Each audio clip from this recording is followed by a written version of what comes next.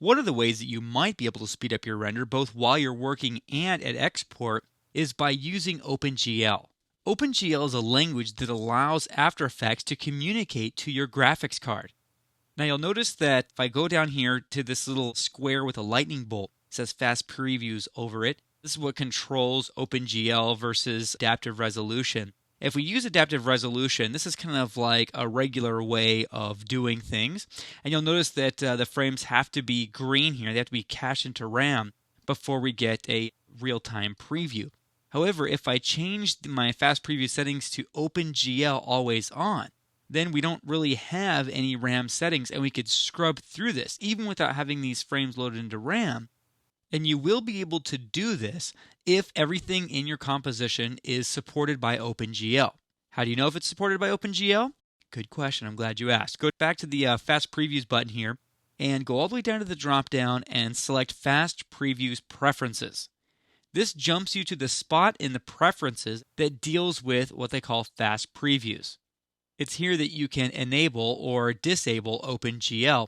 And go ahead and click on the OpenGL info, and it'll tell you your graphics card, and it'll tell you the software version of your graphics card, or firmware I should say, and then also the texture memory. This is something you manually input. And for more information on this, you can check the help. But this is what I want to get to here. Here are capabilities supported by OpenGL and your graphics card. Now, if you've purchased a graphics card since After Effects 7 came out, chances are most of these things, if not all of them, are supported by your graphics card. Of course, if you're on a laptop computer, you might not have a dedicated graphics card and might not have these things supported.